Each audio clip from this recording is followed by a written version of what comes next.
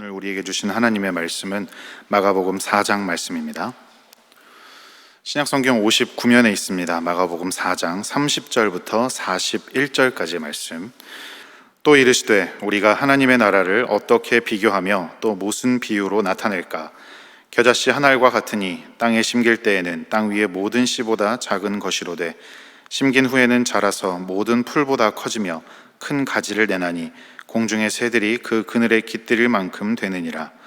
예수께서 이러한 많은 비유로 그들이 알아들을 수 있는 대로 말씀을 가르치시되 비유가 아니면 말씀하지 아니하시고 다만 혼자 계실 때에 그 제자들에게 모든 것을 해석하시더라. 그날 저물 때에 제자들에게 이르시되 우리가 저편으로 건너가자 하시니 그들이 무리를 떠나 예수를 배에 계신 그대로 모시고 가매 다른 배들도 함께 하더니 큰 광풍이 일어나며 물결이 배에 부딪혀 들어와 배에 가득하게 되었더라. 예수께서는 고물에서 베개를 베고 주무시더니 제자들이 깨우며 이르되 선생님이여 우리가 죽게 된 것을 돌보지 아니하시나이까 하니 예수께서 깨어 바람을 꾸짖으시며 바다더러 이르시되 잠잠하라 고요하라 하시니 바람이 그치고 아주 잔잔하여지더라. 이에 제자들에게 이르시되 어찌하여 이렇게 무서워하느냐 너희가 어찌 믿음이 없느냐 하시니 함께 읽습니다. 그들이 심히 두려워하여 서로 말하되 그가 누구이기에 바람과 바다도 순종하는가 하였더라. 아멘.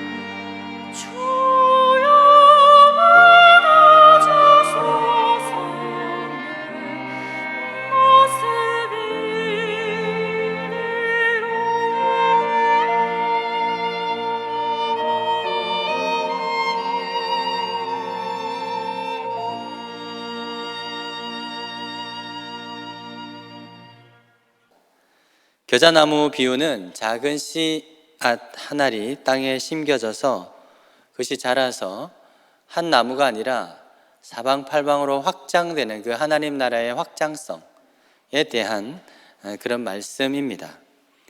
그런데 우리가 이 비유를 살펴보면서 한 가지 간과한 것이 있는데요, 그것은 겨자씨 한 알이 심겨져서 나무로 자라기까지의 그 과정 가운데서 반드시 땅에 심겨서 죽는 과정이 필요하다는 것입니다. 바울은 고린도전서 15장 36절에 뿌리는 씨가 죽지 않으면 살아나지 못한다라고 했습니다. 이것은 부활에 관한 말씀을 설명하면서 한 말씀인데요, 부활을 위해서는 반드시 그 죽음의 과정이 필요하다는 말씀이죠. 이처럼 하나님 나라의 이 복음은 겨자씨처럼 이 썩어져서 그 죽음의 과정, 죽음의 과정을 통해서 성장되고 확장됩니다. 예수님 바로 이 하나님 나라 원리들을 제자들이 잘 알아들을 수 있도록 비유로 말씀하신 것이죠. 예수님은 이 비유의 말씀을 마치시고 그 피곤한 몸을 이끄시고 날이 저물면 집으로 가야 되는데 그렇지 않고 호수 건너편으로 그 거라사 지역으로 가십니다. 굳이 오늘 이 밤에 거라사 이방인의 땅으로 가신 그 이유, 그 목적이 무엇일까요? 예수님은 그것이 오늘 우리 말씀의 주제인데요, 예수님께서 굳이 그 밤에 그곳을 건너가신 이유, 그것은 바로 예수님 당신 그분이 누구신가 라고 하는 것을 제자들에게 알게 하고 깨닫게 하기 위해서입니다. 그것은 오늘 본문 41절 마지막에 제자들의 반응을 통해서 알 수 있는데요, 오늘 이 모든 사건을 경험한 제자들, 예수님을 보면서 뭐라고 말하죠? 그가 누구시기에? 라고 하는 반응을 보입니다. 그렇다면 오늘 이 모든 일련의 사건들은 바로 예수님의 목적은 바로 그것입니다. 예수님이 누구신가? 라고 하는 것을 제자들에게 알려주기 위한 사건이죠. 자, 그렇다면 예수님은 누구신가? 오늘 본문 통해서 드러나는 예수님은 누구신가? 첫 번째로 예수님은 모든 기회에 차별이 없는 사랑의 복음, 예수님이 복음이시죠. 차별이 없는 복음이시다라고 하는 것이 바로 오늘 예수님께서 알려주시고 싶은 첫 번째 내용입니다. 지금까지 예수님은 주로 유대인들을 대상으로 사역하셨습니다. 회당을 중심으로 또 유대인들을 제자로 부르시고 가버나움 회당을 중심으로 사람을 만나고 그곳에 있는 많은 사람들을 또 환자들을 치료하고 천국 복음, 하나님 나라 복음을 전하셨습니다. 이제 예수님은 그 하나님 나라의 복음을 들을 수 있는 그 기회를 이방 땅에도 전하기 위해서 그들도 복음을 들을 수 있는 동일한 기회에 차별을 두지 않기 위해서 이방 땅으로 건너가시는 겁니다. 로마서 10장 12절에 이런 말씀이 있죠. 유다인이나 헬라인이나 차별이 없다. 복음이 차별이 없다는 거죠.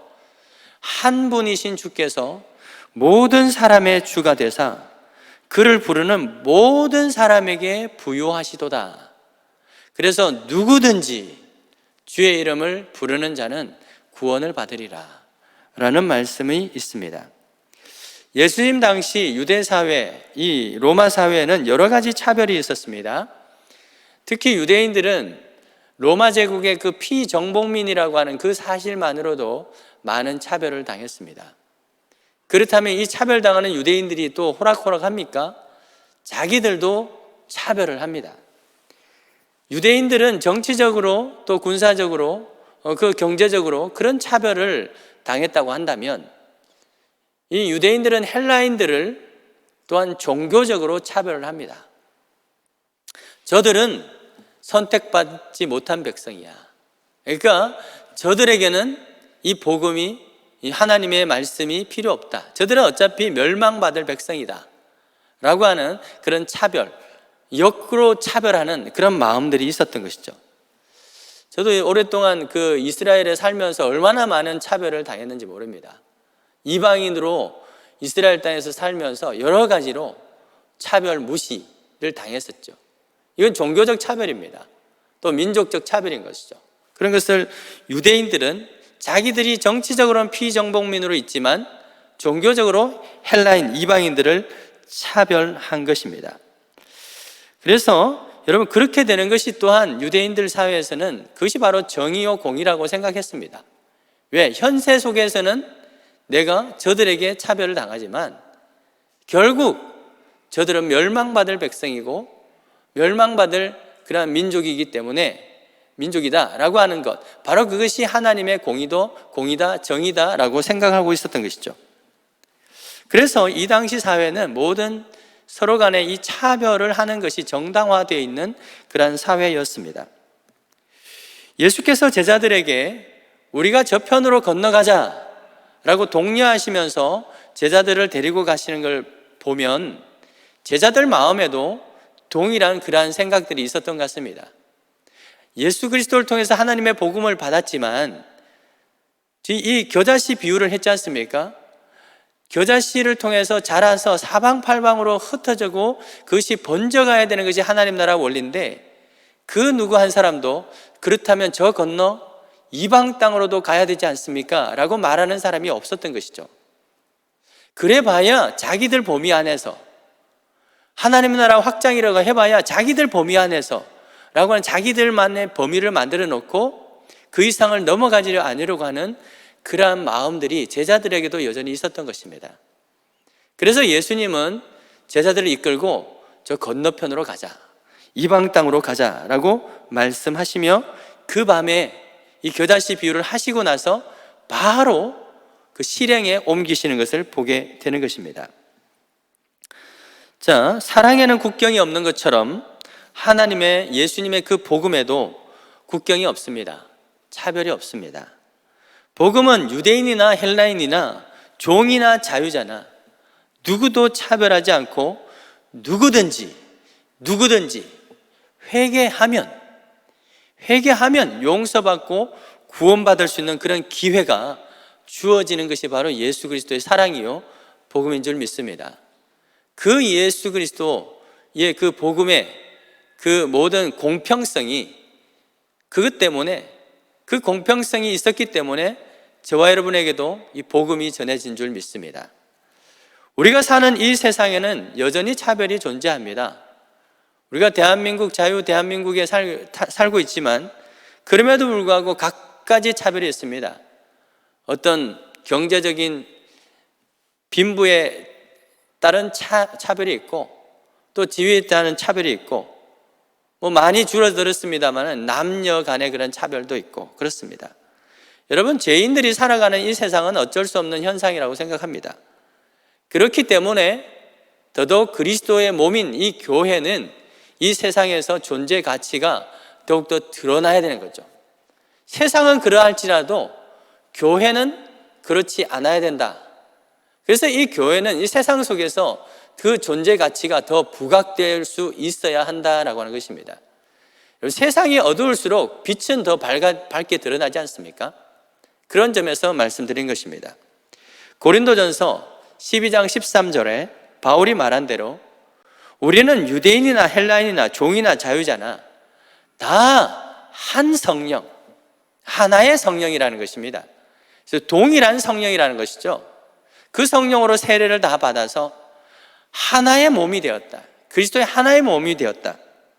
그리고 또 한 성령을 마시게 된 그리스도인으로서 그리스도의 몸의 한 지체입니다.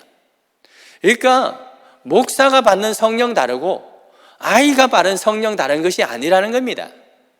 다 동일한 성령으로 하나님의 그리스도의 지체가 되었다는 것이죠. 그렇기 때문에 손이 눈을 차별할 수 없고 머리가 발을 차별할 수 없다라고 바울이 말합니다. 야고보는 이런 말을 했습니다. 야고보서 2장 8절 이하에 보면 내 이웃 사랑하기를 내 몸과 같이 하라 라고 하는 그 법이 최고의 법인데, 그 법을 지킬 수 있는 구체적인 행동이 뭐냐 하면 차별하지 않는 것, 9절 말씀에 만일 너희가 사람을 차별하여 대하면 죄를 짓는 것이다, 율법을 범하는 것이다 라고 말씀합니다. 다른 율법 다 잘 지켜도 사랑의 율법을 지키지 않으면 다 헛것이죠. 그 사랑의 율법이 뭐라는 겁니까? 사람을 차별하지 않는 것, 그것이 진짜 사랑이라는 겁니다. 하나님을 사랑한다 하면서 하나님의 형상으로 지음받은 다른 사람을 차별한다? 그것은 위선이다 라고 하는 것이죠. 율법 모두 지킨 거 다 거짓말이라는 겁니다. 사랑하는 여러분, 그래서 이 교회 안에서는, 특별히 이 교회 안에서는요, 그 누구도 차별이 없어야 됩니다. 그 누구도 계급이 없어야 되는 것이고요, 뭐 위계 질서 그런 거 없습니다. 사랑하면 됩니다. 사랑하면 됩니다. 그걸 용납하면 되는 거죠. 그 누구도 회개하고 돌아오는 자는 다 받아들일 수 있어야 됩니다. 여러분, 동성애에 대한 차별 금지법 있는데요, 핵심이 이겁니다. 교회가 주장하는 핵심이 뭐냐 하면 그 죄에 대해서는 정확하게 죄라고 말할 수 있어야 되고, 그러나 그가 회개하고 돌아올 때는 그 사람도 다 받을 수 있는 그러한 것, 그것이 진짜 교회가, 우리 기독교가 추구해야 되는 차별 금지라고 하는 것이죠. 근데 세상법은 그 죄마저도 죄가 아니다라고 말을 하니까 우리가 거부할 수밖에 없는 겁니다. 사랑하는 여러분, 차별하지 않는 것이 사랑입니다. 왜? 예수의 복음에는 차별이 없기 때문에 그렇습니다. 바로 이것을 알려주기 위해서 예수님은 이 이방 땅으로 그 밤에 건너가시는 겁니다. 두 번째, 예수님께서 건너가신 두 번째 이유는 그는 요나보다 더 크신 분인 것을 알게 하시려고 건너가시는 겁니다. 오늘 이 사건을 보면, 이 풍랑의 사건을 보면 구약의 이 요나의 이야기, 그 요나의 이야기가 떠오르지 않을 수가 없습니다. 요나의 이야기와 절묘하게 오버랩이 되고 여러 가지 이야기의 구성, 이 플롯 자체가 요나의 이야기를 그대로 따르고 있는 것을 보게 됩니다. 마가도 바로 그러한 의도를 가지고 이 복음서를 기록하고 기술하고 있는 것이죠. 자, 한번 비교해 봅시다. 예수님과 요나도 둘 다 예상치 않은 큰 광풍을 만나게 됩니다. 이것은 평소보다 다른 이례적인 바람이라는 겁니다. 뭔가 이상징후가 일어난 거죠. 예수께서 어떤 목적을 가지고 이 사건을 일으킨 것입니다. 요나의 경우도 마찬가지죠. 지중해 바다, 지금이야 배가 크니까 괜찮은데요, 과거 고대 시대 때는요, 배가 항해할 수 있는 기간이 딱 정해져 있습니다. 지중해 바다는 겨울에는 배가 움직일 수가 없습니다. 풍랑이 크기 때문에 움직일 수가 없습니다. 그래서 겨울철이 끝나고 우기가 끝나고 여름이 딱 되면 글쎄 한 5월 달 정도부터 해서 한 6개월 정도 항해할 수 있는 시간이 있습니다. 그리고 나머지 6개월은 항해를 못합니다. 그래서 요나도 마침 배가 있었지 않습니까? 그러니까 그것은 오랫동안 6개월 동안 안 오던 그 배가 이제 항해하는 시기가 되어서 그때 배가 있는 겁니다. 그래서 배를 탔습니다. 그런데 배가 뒤집을 정도의 큰 광풍이 일어났습니다. 이례적인 바람이다라고 하는 것이죠. 이렇게 풍랑에 휩싸여 있는, 이례적인 큰 풍랑에 휩싸여 있을 때 예수님과 요나 어떻게 했습니까? 동일하게 두 분 다 잠을 자고 있었습니다. 그리고 두 이야기 모두 선원들이 주인공을 깨웁니다. 일어나십시오. 깨웁니다. 그러면서 뭐라고 말합니까? 우리가 죽게 되었다 라고 깨웁니다. 이에 주인공의 이 두 분의 이 극적인 개입으로 인해서 바다는 잠잠해지죠. 게다가 그 이야기, 두 이야기 모두 결말에는 뭐가 있냐면 하나님을 두려워했다. 예수님을 보면서 두려워하고, 요나 이야기는 요나가 믿는 그 하나님을 두려워했다라는 것으로 이야기는 마무리됩니다. 이처럼 예수께서 이 요나를 떠올리는 이 사건을 일으키신 그 이유, 그것은 무엇일까요? 그것은 예수님의 그 제자들이 잘 알고 있는 그 요나, 제자들은 요나 선지자를 잘 알고 있죠. 그 요나보다 더 크신 분이 바로 예수님이다. 내가 누군가, 요나보다 더 큰 분이, 큰 선지자가, 큰 구원자가 바로 나이다 라고 하는 것을 제자들에게 알려주고 깨닫게 하기 위해서 오늘 이 사건이 일어나는 것입니다. 자, 요나의 차이를 한번 보십시다. 지금까지는 공통점을 봤는데 그럼 뭐가 차이가 있을까요? 요나는 자신의 불순종으로 인해서 일어난 풍랑, 그 풍랑에 대해서 스스로 죗값을 치르죠. 그래서 바다가 잠잠해집니다. 그러나 예수님은 죄가 없으시죠. 죄가 없으신 분입니다. 그 예수님의 가시는 그 사명의 길을 방해하는 그 불순종의 풍랑, 요나는 자기가 불순종이고 이 예수님의 사건은 이 바람이 불순종입니다. 그래서 그 불순종의 풍랑을 꾸짖어서 잠잠케 한 사건이죠. 자, 이야기가 이 정도로 만약에 끝이 난다, 예수님의 이야기가 이 정도로 끝이다, 그러면은 어찌 생각해 보면 요나도 상당히 이 가치가 있는 선지자가 아닌가. 그래도 자신의 몸을 던졌잖아. 자신을 희생시킴으로써 다른 사람들 다 살렸잖아 라고 반문할 수 있겠죠. 그렇습니다.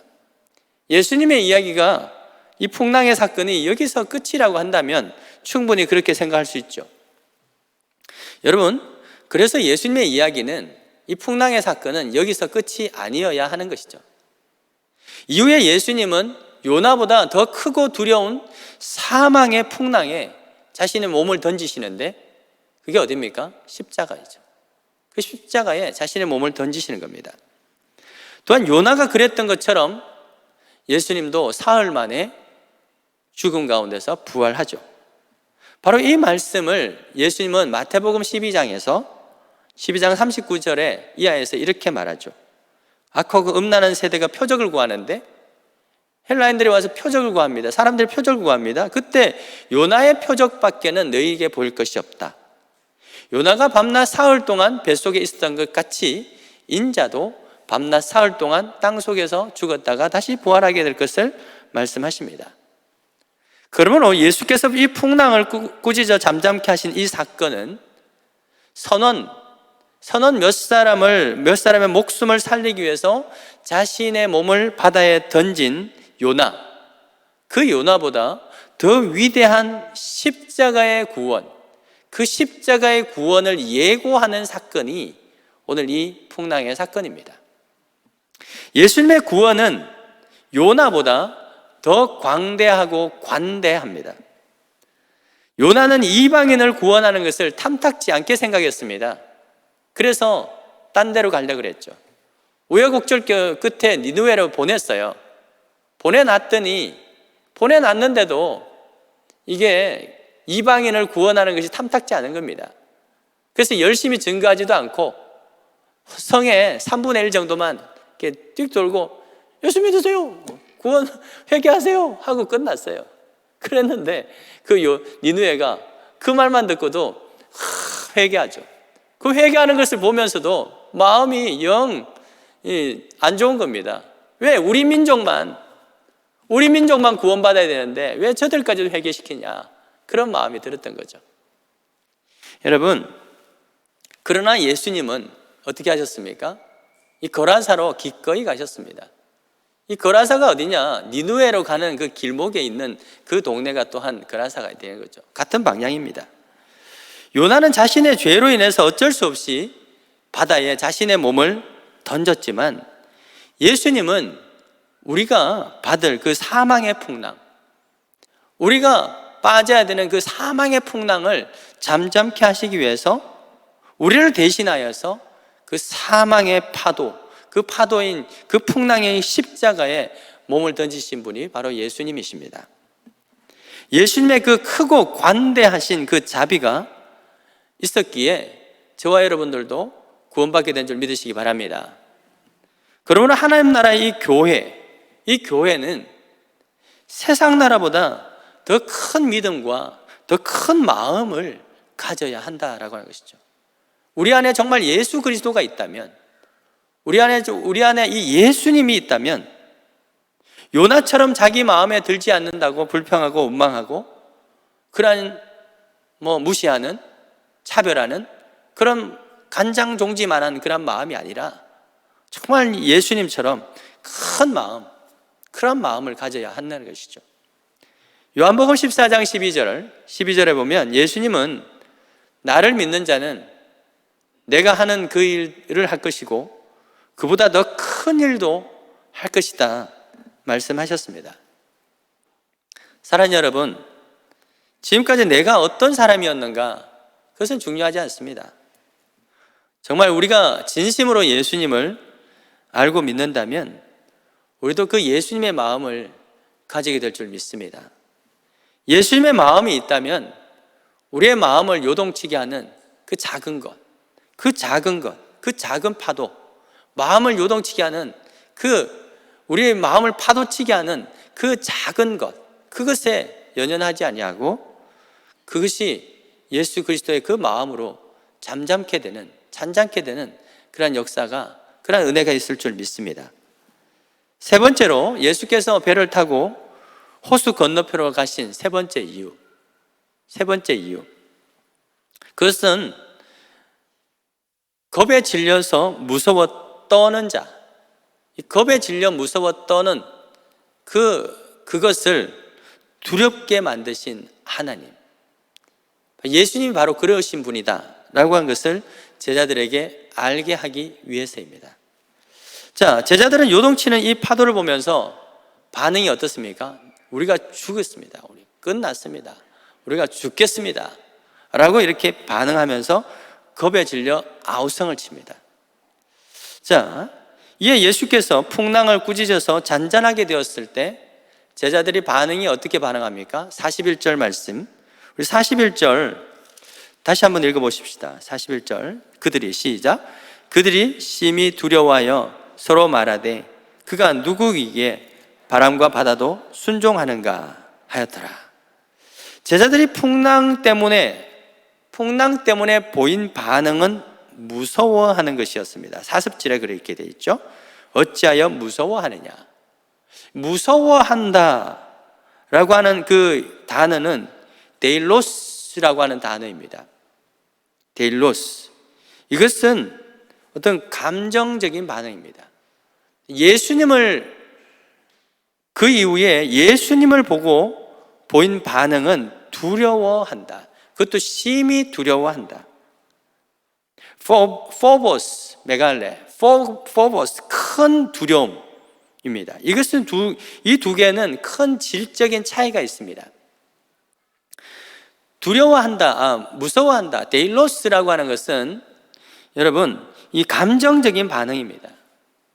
그런데 예수를 바라보고 하는 그 두려움, 포보스라고 하는 것은 그 심령 더 깊은 가운데 있는 경외심을 나타내는 단어입니다. 경외심.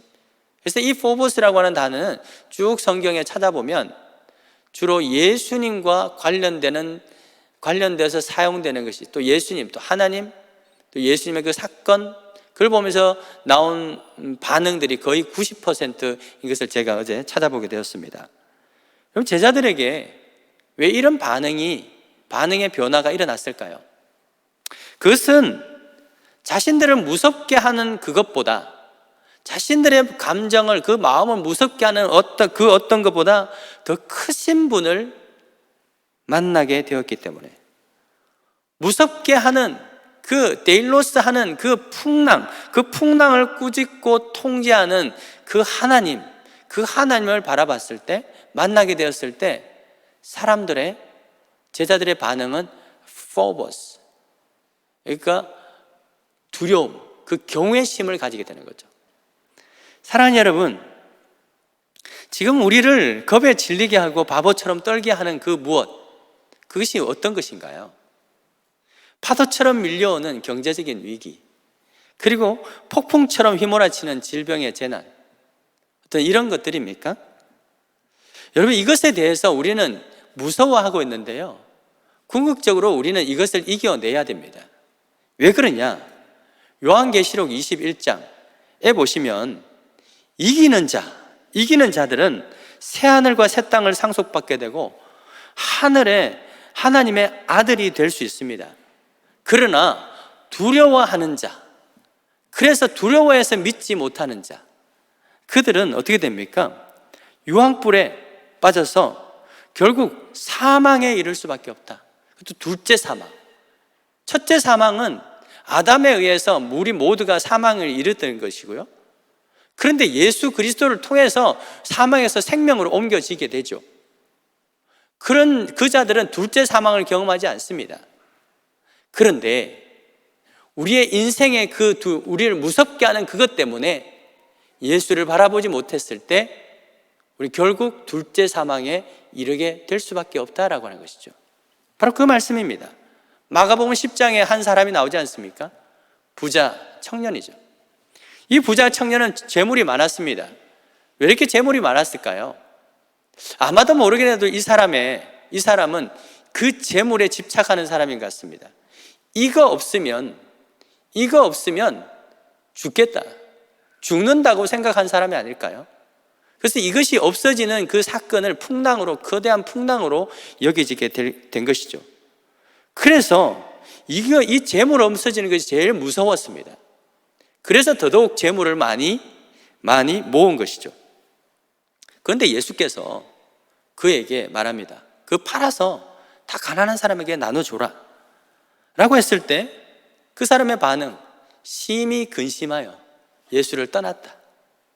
결국 뭡니까? 이 청년은 재물이 없어지는 그 무서움의 문제, 그것을 이겨내지 못했기 때문에 예수를 믿지 못하게 되고 결국 둘째 사망, 심판의 그 사망에 이를 수밖에 없게 된 것이죠.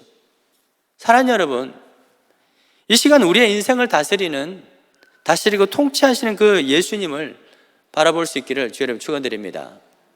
그분이 누구십니까? 예수님이 누구십니까? 천지 만물을 창조하시고 다스리시는 하나님이시죠. 시편 89편 9절에 주께서 여호와죠. 여호와 하나님은 바다의 파도를 다스리시며 그 파도가 일어날 때 잔잔하게 하시느니라. 여호와 하나님의 그 일인데 그것을 누가? 예수님이 하고 있는 것입니다. 그렇기 때문에 이 제자들이 지금까지 예수님은 그냥 놀라운 능력 정도 행하는 특별한 사람으로 생각하다가 이 풍랑을 잠잠케 하는 것을 보면서 모르겠는데 시편 89편 9절의 말씀을 기억하며 저 사람이 누구지? 라고 하는 그러한 오히려 풍랑에 대한 무서움은 사라지고 예수를 향한 그러한 경외심으로 변화되게 된 것이죠. 사랑하는 여러분, 주님은 저와 여러분의 인생을 항해하는 그 배의 키를 잡고 계신 선장인 줄 믿으시기 바랍니다. 그 예수님은 우리의 배를 뒤집으려고 하는 위협하는 그 풍랑을 다스리시는 분입니다. 때로는 이런 마음이 듭니다. 풍랑이 막 일어나고 있는데 도대체 주님은 뭐 하시나? 주님은 주무시나? 나의 이 문제를 도와줄 생각이 전혀 없으신가? 라고 하는 그러한 생각이 잠시 동안 들 수 있습니다. 잠깐 근심할 수 있습니다. 그러나 여러분, 그러한 무서워하는 것 때문에 여러분 떨지 않으시기 바랍니다. 그 순간을 믿음으로 이겨내야 하는 것이죠. 시편 121편 4절에 우리 한번 읽어보십시다. 시작. 이스라엘을 지키시는 이는 졸지도 아니하시고 주무시지도 아니하신다. 예수님께서 고물에 누워서 주무시고 계셨지만 사실은 주무신 게 아니었던 것이죠. 마태복음 24장 13절에 그러므로 끝까지 견디는 자는 구원을 얻으리라. 우리를 무섭게 하는 것들이 죽음이라 할지라도, 그것이 질병으로 인한 죽음이라 할지라도 사망 권세에 이기시고 부활하신 그 주님을 경외함으로 그것도 이겨낼 수 있는 우리 모두가 되기를 주 여러분 축원드립니다. 그 예수님은 우리 지금 그 누구도 차별하지 않으시고 모두 함께 하시는 예수님이십니다. 요나보다 크신 그 예수님은 작은 파도에도 무서웠던 우리의 연약함을 채울하시고 긍휼히 여기시는 그런 분이십니다. 예수님의 인생의 모든 풍랑을 다스리고 잔잔케 하시는 분인 줄 믿습니다. 그러므로 지금 불어닥친 이 광풍으로 인해서, 그 광풍으로 인해서 오히려 주님이 누구신가? 주님이 누구신가? 라고 하는 것을 깨닫고 경험하게 되는 우리 모두가 되기를 주의 이름으로 축원드립니다. 용한 바다로 저쳐 구향할 때 주 내게 순풍 주시니 참 감사합니다. 큰 물결, 큰 물결이 일어나 쉬지 못하나 이 풍랑으로 인하여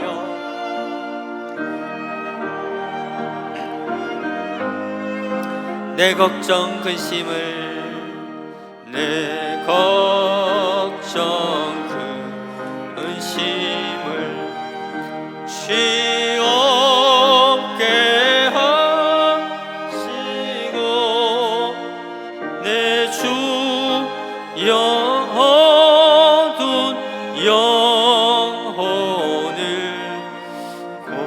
밝게 하소. 이 세상 고락간, 이 세상 고락간 주 뜻을 본받고 내 몸이 의지 없을 때 큰 믿음 주 나 두려움 없네, 나 두려움 없네, 두려움 없도다. 주 예수님 늘 깨어 계시도다. 이 용용한 바다를 다 지나며 저 소망의 나라에 다시 한번 고백하십시다. 나 두려움 없네, 나 두려움 없네, 두려움 없도다. 주 예수님 늘 깨어 계시도다. 이 용용한 바다를 다 지나면 소망의 나라에 이르리라. 하나님 아버지, 우리의 마음을 요동치게 하는 수많은 것들이 있습니다. 예상치 못한 풍랑들이 있습니다. 그것으로 인하여서 아버지 죽겠다고 아우성치는 우리 아버지의 지체들이 있습니다. 주여, 이 시간에 주님께서 그들의 마음 가운데 찾아가 주시고 잠잠케 하여 주셔서 평안을 회복시켜 주시옵소서.